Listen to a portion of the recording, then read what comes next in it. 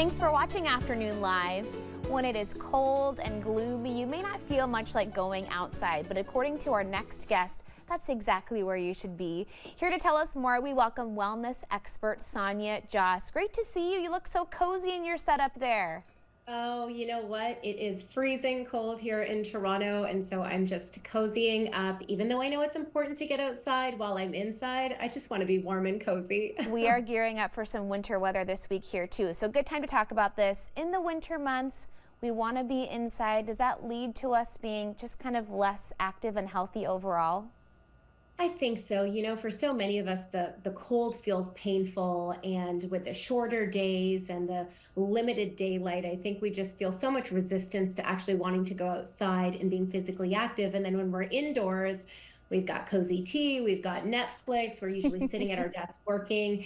It does tend to lead to just that decline in physical activity, which just compounds how hard this time of year can be. Yeah, let's talk more about the importance of getting active. Whatever it looks like, just moving your body is helpful both physically and mentally.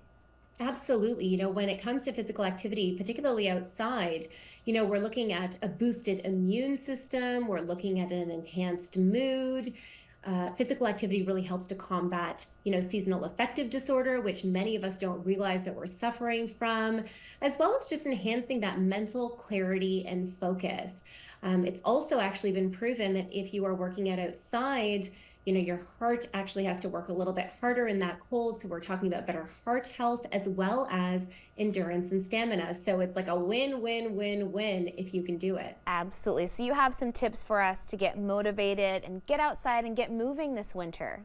Absolutely. I mean, I think first and foremost, what I have found this winter in particular is that if I dress for the weather, like as if I'm a child, I put on those snow pants and I put on a good jacket and I've got mittens and a toque and I'm really layered. Suddenly the cold doesn't feel as treacherous and I'm actually able to enjoy my time outside. So it sounds a little bit silly, but actually dress for the weather instead of hoping that it's not going to be so bad. Makes a My lot of second sense suggestion though. is Yeah, and being actually, able to move in the weather too. yes, exactly. That's exactly it. And doing activities that you actually like outside can be really helpful. I know a lot of people who, want to hit the new year running are like, I'm going to become an outdoor runner in the winter. And they don't even like running in the summer. Like maybe that's not the time to take on an activity that doesn't feel comfortable for you. And then finally, my suggestion would be just make a plan around what is outdoor activity going to look like for you? What days of the week are you ideally going to be doing it and for how long? And then track that progress. Start small and gradual, even if it's as simple as a 10-minute walk, 3 days a week, even, and you build from there until you start to get more comfortable with the weather, comfortable with being outdoors. You start to enjoy it a little bit. You track that progress, and then you celebrate the fact that you're really getting yourself outside. You're doing something good for your mind and your body.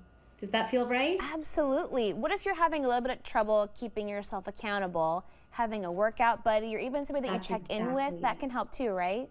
That's exactly it. Having an accountability partner can be so helpful because, frankly, it's difficult to be the one doing the heavy lifting and cheerleading yourself on at the same time. When you can have an accountability buddy, you have someone in it with you that you don't have to be doing the activity together, but a weekly check in, a text here or there, as long as they're aware of what your goals are and they're committed to keeping you on track, can just be, again, another sounding board to troubleshoot when things get a little bit tricky because they're going to.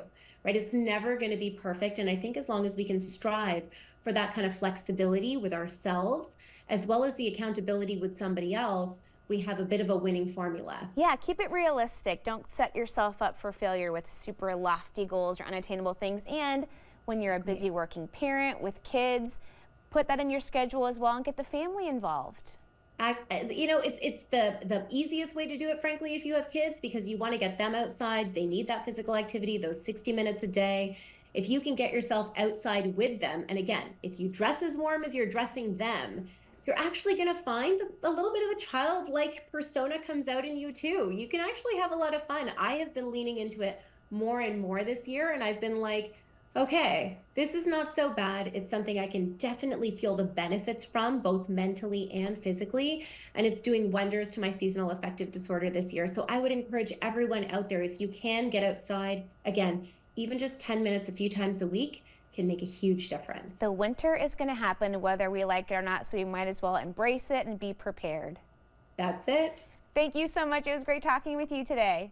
Thank you so much. Happy New Year, everyone. Happy Take New care. Year. And we'll have more information on our website at katu.com. We'll be right back with more Afternoon Live right after this.